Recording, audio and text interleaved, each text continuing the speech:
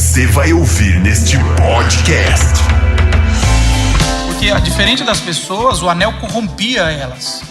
Eu acredito um pouco diferente até. Acho que a gente não é o poder que corrompe a gente. Eu acho que a gente corrompe o poder porque a gente é o corrompido na história. Se chamava TCBS, era um clube que eles se reuniam pra tomar chá e falar sobre literatura. Divertido,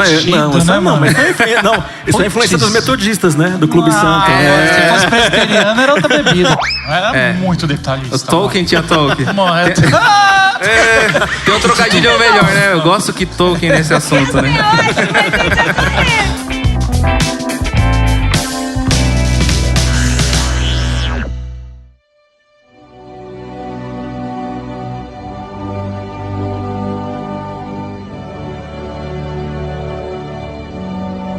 Boa noite para vocês aqui ao vivo. Para quem está ouvindo a gente aí no futuro, bom dia, boa tarde.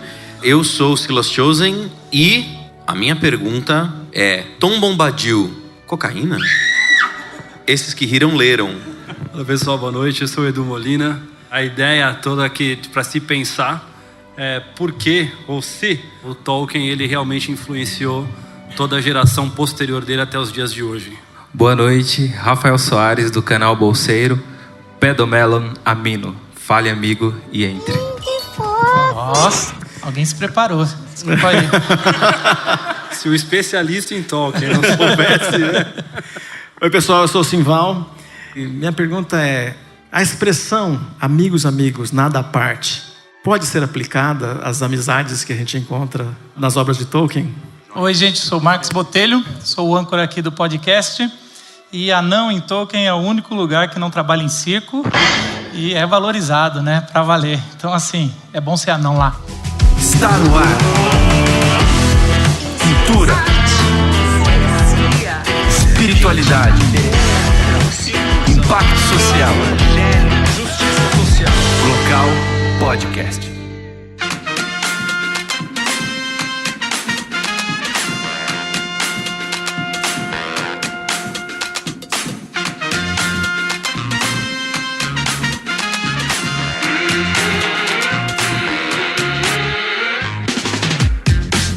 Eu queria começar com uma pergunta talvez intrigante.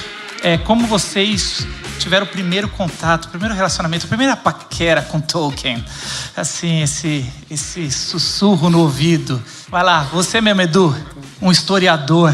Como é que você entrou nesse mundo? O primeiro contato que eu tive com Tolkien, eu tinha uns 12, 13 anos. Quando eu fui começar a jogar RPG, o irmão de um amigo meu, o cara mais velho, tinha um grupo.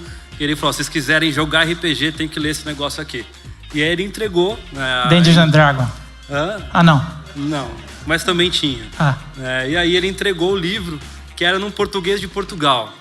Então ler o Tolkien já não é fácil num português de Portugal. Eu li em 2, 3 semanas, devorei o livro.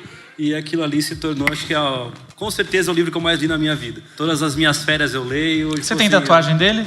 Tenho. De quê? Aqui, eu tenho a árvore de Gondor com a espada do Jesus, Aragorn. você ainda não tatuou, né? É legal, né? Vamos. Tem Darth Vader, tem todo mundo. Toda a idolatria tá ali, menos o mestre. Vou só ressaltar uma coisa que eu já falei em outros locais. Falei que o dia que ele pagar a tatuagem, ele escolhe o desenho. Não. Tá registrado agora no podcast também. Né? Escolhe o desenho da tatuagem. Escolho o desenho? De Jesus. Vai ser muito... de Jesus? Eu tenho... Tá limitando Jesus? Deixa o livre-arbítrio aqui. Eu tenho o Aslan aqui. Né? Já diz alguma coisa. O Marcos vai escolher a própria cara pra tatuar em você. Não, isso. Deixa pra lá. É mais ou menos parecido com o do Edu. Eu jogava RPG, jogava Dungeons and Dragons. Só tem nerd aqui, mano. Jogava GURPS, jogava 3DT, jogava todas essas coisas que vocês que têm mais de 40 anos lembram. E lendo sobre isso, você acaba caindo em Tolkien, porque todas as fantasias hoje apontam para Tolkien. E eu acho que eu comecei a ler quando começaram a sair notícias de que, olha, vão fazer um filme disso aí. E aí eu, nossa, vamos fazer um filme disso aí. Eu sempre gostei de cinema. Que legal, vou ler isso aí para eu saber do que o filme está se tratando. E aí eu li e nunca mais parei de ler. Leio... Apesar de eu gostar bem mais do Silmarillion, quem leu o Silmarillion. Não, só você gosta mais. Ninguém entende. Você gosta mais do Silmarillion? Não. Justo. Mas alguém mais além de mim leu o Silmarillion. E fui lendo, fui entrando no mundo e hoje sou fã. Só não tatuei porque eu não sou pecador como o Edu. Você tem quantos anos? Tenho 34 anos. Tá bom, legal. No meu caso foi com a maioria dos brasileiros, através dos filmes. Chegou aqui no Brasil em 1º de janeiro de 2002, estreou A Sociedade do Anel. 12? 2002. 2? Faz tempo. 18 anos. Ali foi o meu primeiro contato com a obra de Tolkien. E logo em seguida tinha um professor de português, pegou a gente conversando, Desculpa, a galera... Quantos anos você tinha? Quando estreou eu tinha 12 para 13. Novinho. A gente conversava na sala de aula sobre os filmes, né? E um professor de português pegou essa conversa e falou: olha, eu também sou fã, estudo e eu tenho um livro, você não quer ler? Me perguntou se eu queria ler a trilogia, né? Seria aquele livro volume único. E ele me emprestou. E aí foi o primeiro contato com o livro. Ali em 2002 para 2003, eu comecei a ler, porque é um universo insaciável. Você assiste aos filmes, você quer mais e mais, e lê outro, e lê o Silmarillion, e lê Contos Inacabados, e vai, é um universo gigantesco. Mas o primeiro contato, acho que a maioria são os filmes, né? Com os filmes. PG-12, Sila? Se eu não me engano é PG-13, sim. Então, tipo, tá liberado pra essa idade. Bom, eu sou um pouco mais velho que a turma aqui. Um pouquinho. Um pouquinho, né? Bom, eu lia os HQs de Espada e Magia, e foi assim que eu fui entrando cada vez mais nesse universo. Então, quando o filme chegou, eu fui assistir, sei lá, na primeira semana. Eu lembro que eu fui assistir de novo com mais um amigo e assisti umas 3 vezes. Quem diria que o Silval também é nerd. Então você também é do nosso time aqui. Então, eu gostava de alguns HQs, especificamente nesta linha, né? Mas tem uma história interessante que a gente estava conversando aqui agora há pouco. As casas vão ficando menores e os filhos vão chegando e não tem lugar para guardar. Eu fui no sebo para me desfazer de uma quantidade lá de só 1000 dos HQs que eu tinha. Aí, quando cheguei lá, comecei a conversar com o dono do sebo lá no Brooklyn. E aí eu falei de C.S. Lewis. Aí ele falou: eu não conheço esse cara. Eu falei: não, é inglês e tal. Ele falou: não conheço esse cara. Mas esses ingleses, eles escrevem de um jeito muito, muito difícil, muito chato. Eu peguei um livro do Tolkien e tem um monte de nome do começo, assim, eu não conseguia decorar aqueles nomes. Eu achei uma droga e não sei o que lá. E foi falando mal, assim. Aí ele pegou e falou assim: mas vamos lá, o que você tem aí? Eu falei: eu não tenho nada, não. Fui embora. Ele não podia ficar com as minhas coisas de jeito nenhum, falando mal de C.S. Lewis e Tolkien de jeito nenhum. Não era digno de pagar. Não podia ficar com nada do que era meu. Bom, eu assisti os filmes. Era isso mesmo. Eu lembro que eu dormi no começo, no cinema. Nem os fãs te culpam. Teve um lá que eu dormi, mas nas guerras eu acordava, eu gostava, era bacana. Mas eu sempre achei estranho aquele anel, aquele fogo. Aquele fogo é indecente demais, mas eu acho que era minha mente poluída. Mas assim, eu nunca achei eu não sei se pode falar aqui no podcast. Como assim? Fogo. Eu era mais adolescente, era muito. Aquele negócio era horrível. Eu achava indecente. Harry Potter também era. Adolescente pervertido.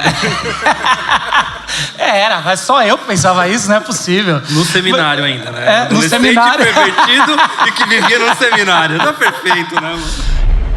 One ring to rule them all. Mas assim, eu achava muito longo, mas eu achava muito interessante. Eu sempre gostei da mística, né? Ao contrário dos evangélicos, eu gostava desse negócio da mística, da magia, dos contos. Eu sempre fui fã dos gregos e dos deuses gregos. Então isso me encantou quando eu vi, para falar a verdade. E aí eu fui entrando, e quando eu fui entendendo, aí eu fui gostando para valer, assim. E aí eu fui atrás mesmo. E quando você entende a história para valer, que não é sobre guerras, mas é sobre amizade, e é sobre o fraco, aí entra a teologia, né? Que daí você começa a entender melhor. Foi quando me pegou para valer O Senhor dos Anéis. Então, assim, é o que mais me pega, assim. Eu gosto mais do Senhor dos Anéis, mais do que o Hobbit ou os outros. É o mais forte para mim. Mas mesmo assim eu estava conversando com o Silas, eu estava assim, eu me sinto às vezes meio órfão, assim, eu falo, Silas, eu não tenho uma obra que todo mundo, vocês adoram tantas coisas, eu tenho assim, De Volta para o Futuro e Exterminador do Futuro, mas ninguém quer fazer local disso. As duas obras que eu gostei para valer, que eu faria alguma coisa decente. Mas eu queria assim... Matrix, você falou de Matrix. Matrix 1, 2 e 3 nem existiu, por favor. Ele é muito crítico, então Esse não dá. 4 aqui não dá. Nem vai existir. Mas aqui, eu queria falar sobre o autor um pouco. A gente, antes de entrar na obra, falar um pouco de Tolkien e como ele começou a escrever e as suas amizades. Quem poderia falar um pouco sobre o autor? Não, o Tolkien, ele foi um escritor, né? Bem renomado aí, como a gente sabe, escreveu O Senhor dos Anéis, não só O Senhor dos Anéis, mas muitos outros livros, né? Até mesmo dentro do universo do Senhor dos Anéis existem diversos livros.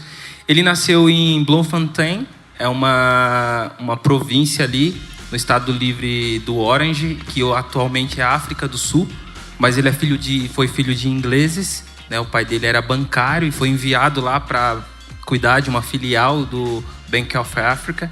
E ele nasceu lá, mas ele viveu lá até os 3 anos de idade. Depois ele voltou com a mãe dele para a Inglaterra e o pai dele acabou falecendo quando ele completou 4 anos de idade. Então ele ficou órfão de pai lá na Inglaterra. O pai dele ficou lá no banco, na África, e morreu lá e foi enterrado lá. E ele não foi ao enterro do pai, a mãe dele também não foi ao enterro.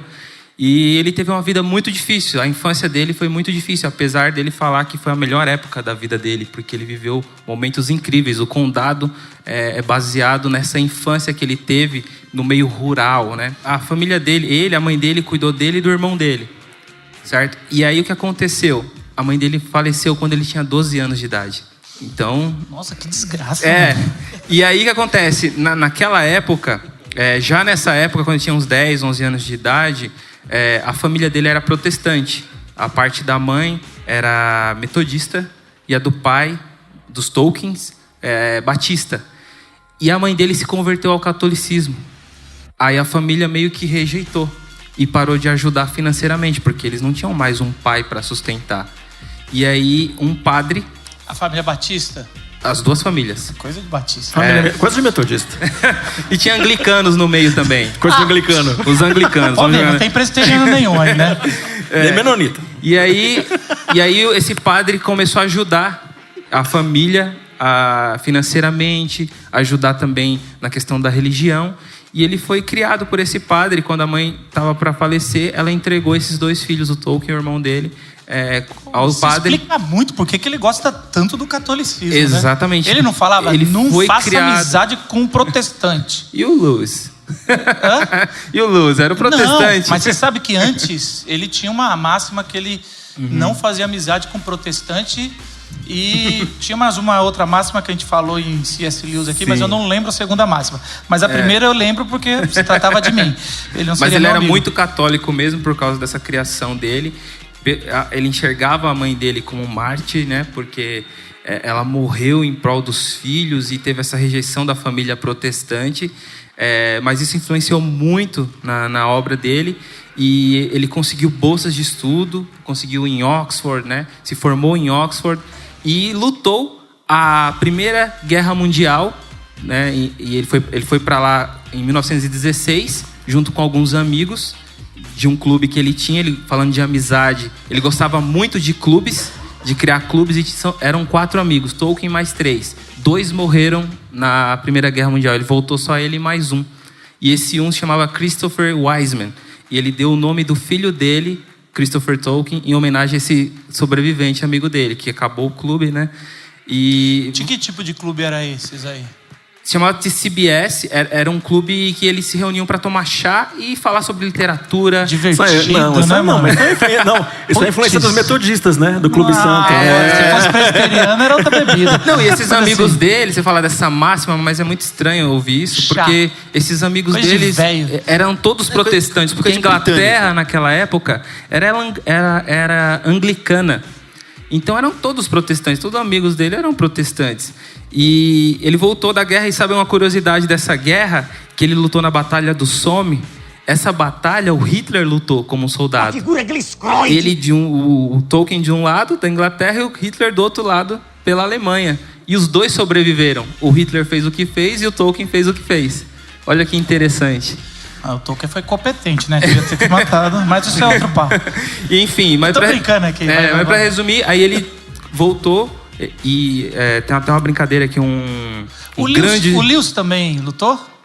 Lutou, né? Lutou. Tem esse negócio que eles lutaram juntos. Lutou. Não juntos, Isso. mas da mesma guerra. Tem algo interessante que um grande amigo, o Ronald Kirmes, ele é o tradutor oficial do Tolkien aqui no Brasil.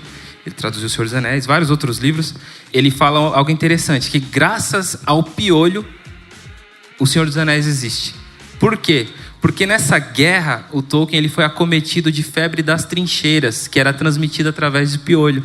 E ele teve que voltar para casa mais cedo. E foi ali, no hospital, lá em Inglaterra, que ele começou a esboçar, em 1916, 17, o legendário dele. A mitologia que ele queria criar para a Inglaterra. Né? E aí ele voltou, arrumou um trabalho depois em Oxford como professor. Em Leeds primeiro, mas depois em Oxford. One ring to rule them all. Você que adora uma guerra, né? Se fosse presidente dos Estados Unidos já teria bombardeado alguns países. Mas assim, você que é historiador também, a Primeira Guerra Mundial, você já estudou bastante, a gente já fez alguns podcasts e locais disso. É interessante saber que a Primeira Guerra Mundial ele lutou, ele perdeu amigos, ele escreveu sobre amizade e as características sobre a amizade estão muito, e da sua obra tem muito a ver com a Primeira Guerra, não é? As Duas Torres, né, que é da trilogia, é o que retrata muitas guerras, né, tem muitas das experiências que ele viveu nos campos de batalha. Né? Então é por isso que é muito realista. Né? Então, para quem não leu, mas você assiste o filme, né, tem alguns momentos das batalhas ali que é desesperador. Né? Você fica ali numa agonia ali assistindo o negócio, porque é de um realismo muito grande. Né? Então ele pega a experiência que ele teve no campo de batalha, os relatos, né, de outros soldados que estiveram ali, né, o impacto que aquela guerra teve, né, para a Inglaterra no pós-guerra. Então ele usa tudo isso, né, na composição da obra. Né? Então a Primeira Guerra Mundial, inclusive, né, para os europeus, né, que vivem no território europeu, né, ela foi muito pior em termos de danos do que a Segunda Guerra. E alguns historiadores defendem a ideia de que, na verdade, houve uma guerra, né, com um intervalo entre as duas, porque elas meio que se complementam. Né? Então, o Tolkien, quando ele escreve, ele faz mais ou menos esses paralelos e coloca isso na obra dele. Inclusive, ele tinha autoridade nisso no sentido do quê? Porque muitas pessoas acham um pouco chato o Senhor dos Anéis, um pouco extenso e tal, porque ele coloca quantas milhas a sociedade andava, porque ele tinha essa noção, porque ele trabalhava ali nas trincheiras, na guerra, então ele sabia quantas milhas ele tinha que alcançar para ir lá num determinado posto, entendeu? Então ele coloca isso sabendo com autoridade. Ele fala, olha, os caras andaram tantas milhas, ele sabia quanto que um anão andaria pelo tamanho da passada que ele dava. Então isso é muito detalhado. Tanto que uma curiosidade do Senhor dos Anéis é que os anos que ele foi escrevendo O Senhor dos Anéis, ele observava o dia daqueles anos que iam passando. Por exemplo, em março fez frio, ou teve o sol nasceu mais cedo, e ele ia relatando isso no Senhor dos Anéis. É algo muito próximo do mundo primário, assim. Então ele detalha muito, né? O perfeccionismo estava ali, né? Total. Ele tinha toque, né, mano? Era muito detalhista. O Tolkien tinha toque. Mano, tem um trocadilho melhor, né? Eu gosto que Tolkien nesse assunto, né? Pô, isso aí você deve fazer muitas vezes, né, mano?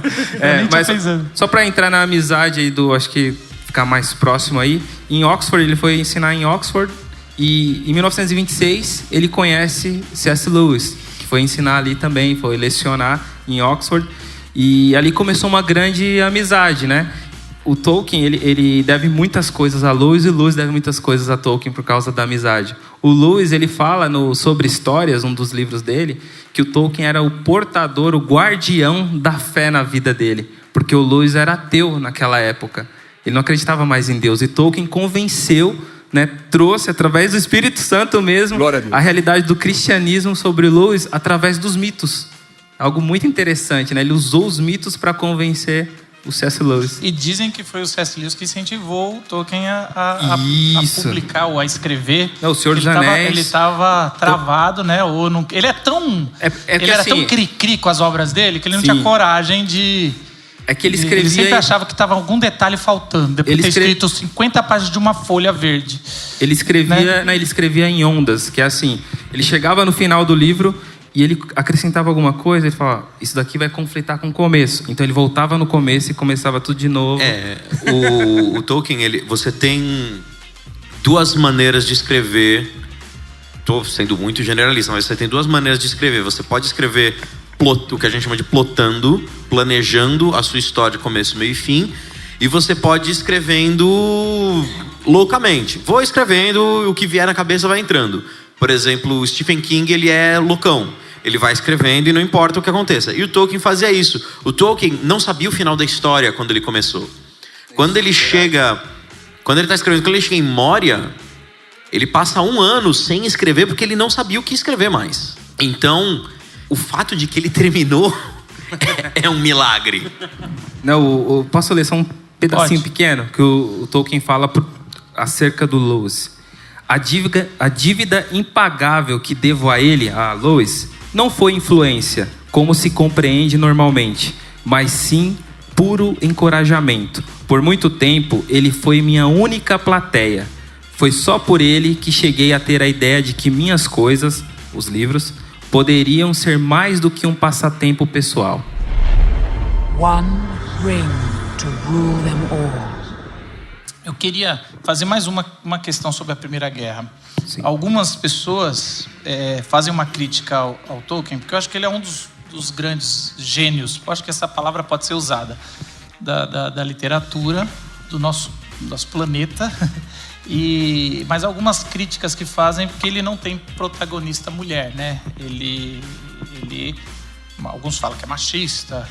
E aí você fala, é fruto da época, né? É fruto da época dele. O cara é do século retrasado e tudo mais, mas C.S. Lewis é contemporâneo e tem uma par de protagonista nos contos dele. Então, assim, o que você acha? A gente estava conversando antes, ou o Silas ou o Edu, um pouco da guerra, né? A gente estava também falando, talvez, essa guerra ali, que não tem protagonista mulher, e ele teve essa origem das suas histórias na Primeira Guerra, então dali ele se inspirou. Mas como é que vocês podem também falar isso? Ou não tem defesa mesmo, é isso aí? Acho que, assim, a gente fez uma análise histórica do contexto que ele está vivendo. É um mundo machista, né? Um mundo totalmente patriarcal ali. Então daria para alegar que ele é fruto do seu tempo. É mais mérito do C.S. Lewis do que... mas você não pode passar o pano para ele, né? Você não pode ignorar, porque ele poderia ter escrito uma obra diferente. O Lewis fez isso. Um fato muito clássico nas histórias em quadrinhos é o Hergé, né, quando ele vai escrever as aventuras do Tintin. Então, assim, ele poderia ter escrito diferente, mas ele optou por ser racista. Então você tem mais ou menos uma linha parecida. Então ele poderia ter escrito coisas diferentes? Poderia. Ele é fruto do seu tempo?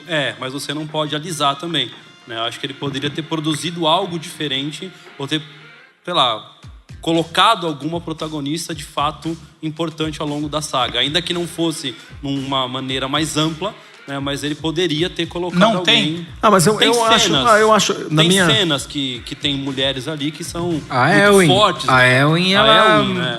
ela mata o Witch King, né? Que era o top ali, o cara mais forte dos 9 Nazgûl. Eu acho que a gente é influenciado pela cultura, uns mais, outros menos. Aqui a gente vai encontrar que alguém está pensando à frente do seu tempo e a gente vai encontrar pessoas que estão pensando com a mente do século passado. Então, quando a gente estava falando um pouquinho sobre essa crítica agora há pouco, na minha perspectiva eu vejo que a gente vai ter pessoas que são brilhantes, mais influenciados pela cultura e fazendo obras que é para o seu tempo. Acaba sendo alguma coisa brilhante, a gente está lendo e discutindo aqui hoje. Mas tem alguns que estão pensando para além e criando estruturas que vão ter sentido, talvez não tinham tanto sentido assim para aquele momento, né? E vão ter sentido para a próxima geração, para as próximas gerações.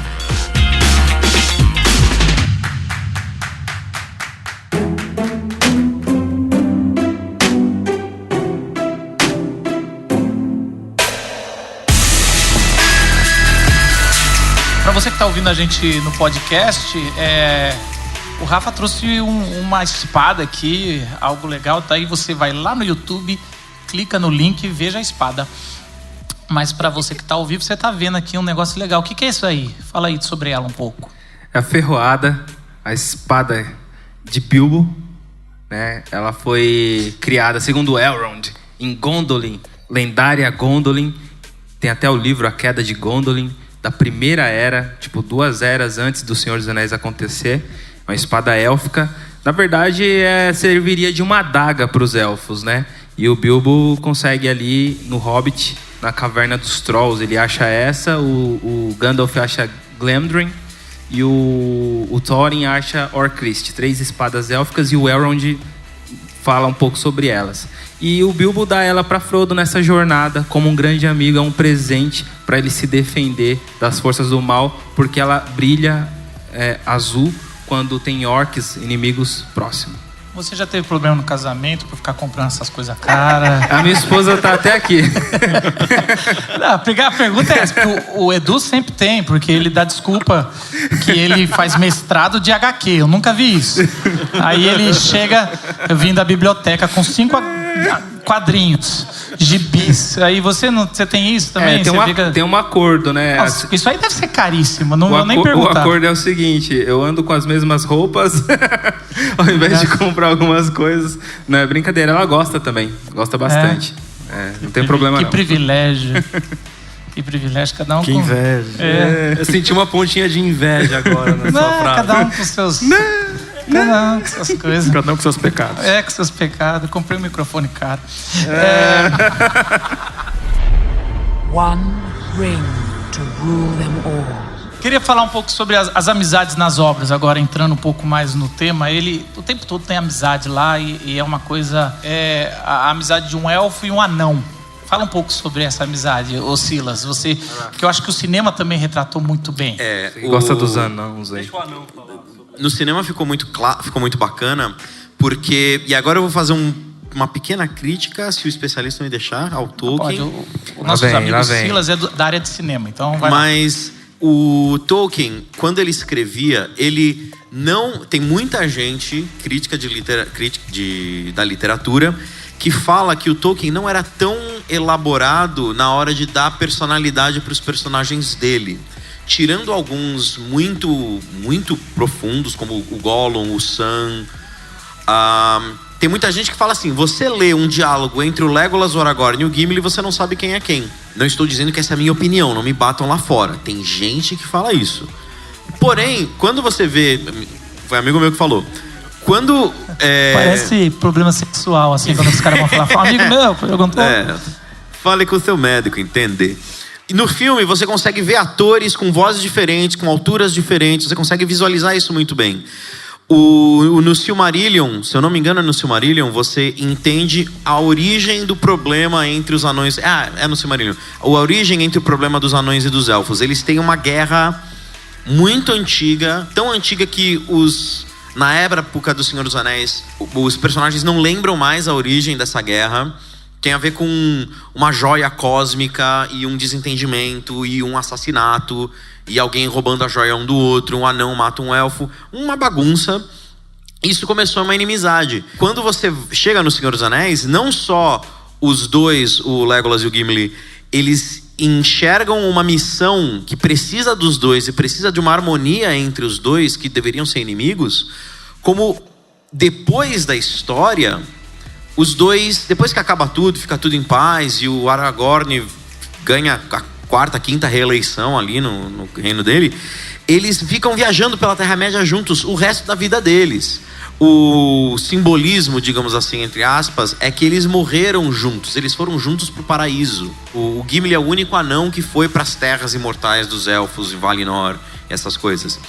Então, o Tolkien... Ele pessoalmente, especialmente por causa dessa questão dele ser muito time papa, ele teve mais problemas com isso com a vida dele, por causa especialmente da esposa dele. Você lembra o nome da esposa dele? Sim. Qual era o nome da esposa Edith. dele? Num outro conto do Silmarillion, ele também faz um paralelo de um amor impossível entre pessoas de raças diferentes. Beren e Lúthien. Beren e Lúthien, a ponto de que no túmulo do Tolkien está J.R.R. Tolkien, blá, blá, blá, blá, blá, Beren, e do lado dele tá Edith, blá, blá, blá, blá, Lúthien. Eles colocaram o nome desses personagens na tumba deles, que é essa história do amor imortal das raças diferentes. Então, o Tolkien, ele apontava muito para essa coisa de que a gente tem que se unir. O nosso destino é a união, independente das diferenças. One ring to rule them all. É interessante, todo mundo já lembra do Sméagol porque sempre teve na escola algum amigo que ganhou, foi cruelmente, sofreu bullying com esse apelido, né? Vocês estão rindo porque vocês sabem que vocês Quem tiveram... aqui já foi Sméagol? Não precisa levantar a mão. Não, faz eles isso, estão rindo porque eles foram bullying. Eles fizeram isso, não Se você não tem, Tem alguns algum Sméagols amigo, aqui. se você não tem algum amigo que foi o Sméagol, então era você. então, é aquele que tá chorando ali no canto. Mas assim, o Sméagol, ele tem esse negócio aí do My Precious, mas ele tem uma solidão muito grande, né? Assim, essa solidão. Eu queria que vocês falassem um pouco também da solidão do Sméagol e se ele tem algum contraponto nessa história toda de amizade ou não. Bom, de solidão, quando ele matou o amigo dele, o Deagle, para conseguir um anel. Porque o Deagle pescou um peixe, caiu ali o peixe pescou ele, na verdade. Ele caiu ali no rio, onde havia se perdido um anel. Ele viu algo brilhando. Esse Deagle pegou um anel ali no fundo do rio, subiu. Quando ele subiu, o Sméagol estava lá com ele, estava esperando ele, já viu, já ficou, né, fascinado pelo precioso e pediu ele. E o amigo não deu, também fascinado. Aí ele foi lá e matou. Só que ele voltou pro vilarejo dele, porque o Sméagol, ele é de uma raça muito próxima aos hobbits, né? É um dos hobbits das antigas, assim.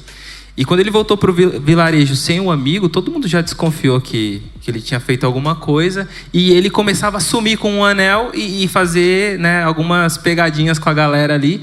Então ele foi rejeitado pelo vilarejo dele, ele foi expulso pelos parentes dele.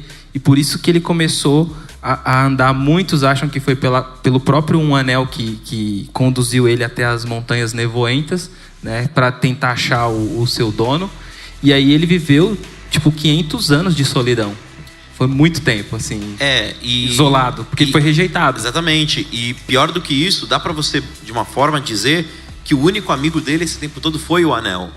Isso Sim. é uma coisa que é interessante. O anel, ele tem uma personalidade, ele tem uma vida.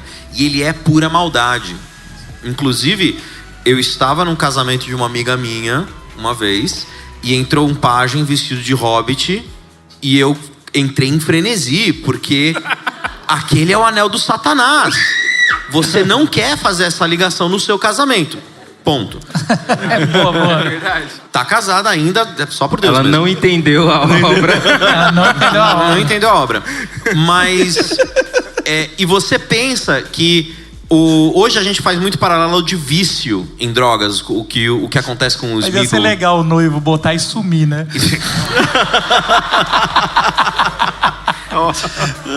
Esse é o nosso pastor. Não tô te aguentando, mulher. Sumir.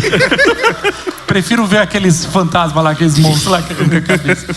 E o Sméagol, o que ele desenvolve, ele vira um monstro, é por causa da influência do anel. Sim. E aí é muito interessante o paralelo depois, porque o Frodo é a única pessoa no universo que vai ter um pouco de compaixão do Sméagol. Nem o Sam, que é o verdadeiro herói da história. O Bilbo também teve.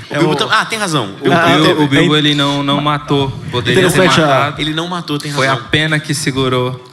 Falando da sociedade... Interessante a questão do anel, como sabendo dessa realidade, não dessa realidade, sabendo dessa realidade dele ter crescido no que é a África do Sul hoje, a lógica animista africana que faz coisas, né, faz aquilo que pra gente é abstrato e pra muitos de nós não tem sentido nenhum você dizer que um objeto tem vida. E para os animistas, objetos têm vida, né? Uma faca, uma espada. Aliás, isso tá na obra, né? De muitas formas, as espadas. E o anel, ele tem personalidade, né? Ele é um ente. Então, isso é típico das culturas africanas, né? No animismo africano, principalmente, que a gente conhece mais. A gente percebe agora, para mim, uma informação que eu não tinha, dele ter crescido na África e isso é lá, né? um elemento que traz, Ficou né? até os 3 anos lá. Mas ele conhecia vai muito, conhecer né? essa cultura, né? Essa cultura. O filho dele, o Christopher Tolkien, também lutou na Segunda Guerra e ele também ficou ali na região da África. One ring to rule them all. Uma outra amizade que me chama muita atenção, e nem sempre a gente fala, é o Aragorn e o Boromir. Porque ali eu vejo uma ligação até política. Porque o Boromir é meio que um príncipe e o Aragorn é meio que um mendigo. E acontece que o Aragorn é o rei legítimo do país do Boromir. Então tem um momento, e eu acho que o que eles fizeram no filme é muito delicado, é muito elegante, de como o Boromir, ele tem o orgulho dele quebrado, porque ele fala, pô, esse mendigo é o meu rei, e eu sou o príncipe. E ele tem que passar por cima disso, não só numa questão de lealdade nacionalista, ou lealdade nacional, como a própria amizade que ele desenvolve pelo Boromir, pelo Aragorn, e como o Aragorn respeita isso. No filme é muito interessante que depois que o Boromir morre, o Aragorn fica usando as manoplas dele o resto dos filmes, em respeito à morte do Boromir. Que ele respeitava, apesar do Boromir ter cedido ao anel, o Aragorn nunca deixou de respeitar ele. Sim, foi uma das histórias mais emocionantes que eu gravei. Eu tenho um vídeo lá no canal. Eu faço a biografia de personagens. Eu fiz do Boromir. E esse final é emocionante, assim, né? Quando ele morre, assim, eu passo isso daí lá no canal. Cara, é algo que toca mesmo, porque no final, até então, eles ficam ali se respeitando, né? Mantendo uma certa distância, mas nos últimos momentos de vida do Boromir, ele realmente reconhece o Aragorn como rei, né? Ele reconhece a realeza dele, né? Muito bom. E agora é uma história no final de reconciliação, né? Sim. Isso que eu acho porque muito bonito. Porque o Boromir, ele era filho do regente, porque Gondor, ela meio que perdeu um pouco a linhagem dos reis, então ficaram só regentes, e o Aragorn era o herdeiro legítimo que estava escondido, né? Uhum. E aí ele surgiu, então meio que... E acho que por ter cedido a questão do anel, né, tem um peso, né? O Boromir carrega uma culpa muito grande ali no final da vida. Sim. E acho que existe um processo de reconciliação. Sim. Que eu acho que fecha a história do Boromir com uma grandeza assim imensa, né? Da figura dele e do que simboliza a relação dele com o Aragorn, com o Frodo e com aquilo que viria. É isso que eu queria entrar, assim, pra gente fazer essa aterrissagem. Eu queria falar de Frodo e principalmente dos Hobbits, que eu acho que é a veia principal ali. Sim. Do Senhor dos Anéis, aqueles personagens insignificantes, sem nenhum poder, no meio de gente maravilhosa ali, com tudo que, sabe assim, tão poderosas e tão... Gente bonita, né? Gente bonita, mística, horrorenta, que também é uma vantagem na guerra. Assustadora, né? Os Hobbits, eles são meio que o Gavião Arqueiro no meio dos Vingadores. Eles são o Zé Ninguém que recebe uma tarefa de um cara que tá passando e que, se eu não me engano, quebra a carroça dele, ou se não, ele tá parando só pra dar uma passada mesmo, pra comer alguma coisa. A maior habilidade do Hobbit é comer. Então, é uma parada assim de hospedagem. E aí, lógico, aquela parada, aquela jornada do herói ali, aquela coisa, eles saem pela primeira vez daquele gueto e é incrível que aquela amizade simples de um carinha que tá enchendo o saco ali, você fica assim, mas que irritante, mano. Eu queria ver um negócio épico. E na verdade... E é todo cerne até o final, aquele final emocionante do jogar, e ele, eu não vou te abandonar. Até eu chorei. Na verdade, na hora que eu acordei. Na verdade, a força dos hobbits é exatamente a falta de força dos hobbits. O Gandalf, o Frodo vira pro Gandalf e fala: Gandalf, eu não quero o anel do Satanás. Leva daqui, isso daqui é problema. Ele tá vindo uma galera gótica aí que vai vir me matar. Eu não quero ter nada a ver com isso. E aí por isso que eu sempre falo, rock and roll é do demônio. Essa coisa aí, gótica. Já confundiu as Veste preto, onde tem música tem droga. E ele fez a mesma coisa com a Galadriel. Seu próximo Ele ministro, também, você vai ser o se próximo você ministro. me pediu, eu entrego. Ele fala a mesma coisa pra Galadriel. Se você quiser, você fica com o Anel do Poder. E aí, a galera que é mais sábia entende. Não, eu não resisto ao anel. Eu sou um mago poderosão, sou sábio, tenho barba. Galadriel, eu sou Kate Blanchett, sou mega poderosa. Mas só você consegue resistir ao anel. Precisa de alguém inocente, às vezes como uma criança, para você resistir à coisa mais poderosa do universo, que é esse anel. Mas será que o inocente não era o... Eu tô provocando aqui, já vamos brincar aqui. Esse inocente não é o Sméagol? Não, porque o Sméagol não conseguiu resistir. O Sméagol, ele pegou o anel e falou... O anel... Então, eu só tô questionando essa palavra porque eu concordo que ele é o fraco. E a força dele é a amizade. Exatamente isso. Exatamente isso. Por serem fracos, eles entendem que eles são um só na amizade e eles vão se ajudando ali. E é isso que faz eles chegarem até o fim. Claramente, no topo da montanha. Então essa amizade é a força deles. Eu acho que é a humildade também. Porque assim, o fato dele oferecer, né, o objeto tanto para o Gandalf, para Galadriel, é reconhecer a pequenez dele. Então acho que a humildade é uma força gigante, porque ele sabe, eu sou pequeno, eu não sou nada, não sou ninguém, e eu não posso fazer isso. Isso daí é um fardo muito grande para mim. E essa questão da amizade é muito importante, especialmente no Sam. Pro Tolkien, o Sam era o herói da história. Sim, foi ele que concluiu a jornada. É ele que concluiu a jornada.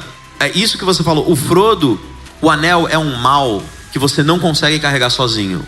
Quem tentou carregar sozinho morreu ou virou um magricelo viciado. E o Sam, o Frodo, ele consegue chegar lá porque ele tem o Sam apoiando ele. E mesmo que o Frodo não tenha conseguido fugir da influência do anel por completo, o Frodo acaba tendo uma vida muito longa, o Frodo acaba tendo um monte de trauma, pesadelo. Ele completa a missão porque tem alguém ali com ele. E eu acho, e essa para todo mundo, para a maioria das pessoas, essa é a mensagem central de Senhor dos Anéis. O Senhor dos Anéis tem vários paralelos com a mensagem do Evangelho. Sim. A gente vê assim o tempo todo, não só pela bagagem cristã do Tolkien, mas porque a gente tem uma crença que toda cultura tem uma bússola que aponta para a justiça substitutiva de Deus. Então, independente do background do autor, já teria isso. Mas o fato dele ainda ser, o tempo todo está claro ali. E eu acredito que a figura de Cristo, assim como o Antigo Testamento tem várias figuras de Cristo, o Frodo, o Samuel, né? Samuel. É a versão brasileira. O Hobbit. Versão brasileira, Herbert Richard. Os Hobbits são Cristo. É o Cristo ali, né?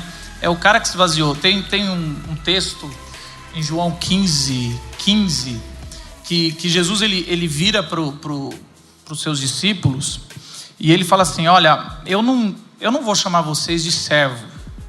E aqui servo é muito mais do que, não é quem me serve, mas é muito mais de um patamar de Deus e criatura, né? De Senhor e quem está lá embaixo. Eu não vou te chamar de servo porque o servo não sabe o que o Criador faz. A criatura não sabe. Eu vou te chamar de amigo, porque o amigo sabe o que o outro amigo faz. E o que eu estou fazendo com você é tudo que o Pai está fazendo comigo. Então é interessante que Jesus ele chama os seus discípulos de amigo. E é interessante que a gente fala assim: mas em outros trechos Jesus chama de irmão. Só que a gente tem que lembrar que na figura do primeiro século, o amigo é mais forte do que o irmão. Aliás, amigos mais chegados que irmão é bíblico, né? E por quê? Porque quando você tem pai e filho, o filho muitas vezes no primeiro século ele é o servo do pai. Ele é às vezes é uma posse do pai para ajudar o pai. E um amigo é uma opção. Não sei se naquelas revoltas de adolescentes a gente fala assim: eu não pedi para nascer, né? É quase isso, não tem opção. Mas o amigo é uma opção. Então eu só colocando isso, essa figura do Hobbit é a figura do Deus que se humilha, que se faz pequeno, se faz um hobbit e chama os seus que deveriam ser servos, mas para entrar nessa história, nessa jornada do anel. Mas mais que isso, eu acho que é alguém que decide carregar o anel porque sabe que nós não conseguimos esse anel. Porque, diferente das pessoas, o anel corrompia elas. Eu acredito um pouco diferente até. Acho que a gente não é o poder que corrompe a gente. Eu acho que a gente corrompe o poder porque a gente é o corrompido na história. O grande problema da história bíblica que conta em paralelo com todas as histórias é porque o pecado está dentro de nós. A gente sempre está achando que o pecado está num anel ou num objeto fora, e a gente quer jogar numa montanha com fogo para se livrar do que está nos ameaçando. O problema é que o nosso coração é o anel, e não tem como, ou a gente se joga e morre, mas como a gente não pode se jogar e se matar, ou não quer, não deveria, alguns até fazem, ainda mais nos dias de hoje, não deveria, ele fez. É verdade. Ele coloca o anel na cruz. É um dos ofícios de Cristo, né? Tem o livro Messias Vem à Terra-média, e ele trata de 3 ofícios de Cristo, e o do Frodo e do Sam é o sacerdote.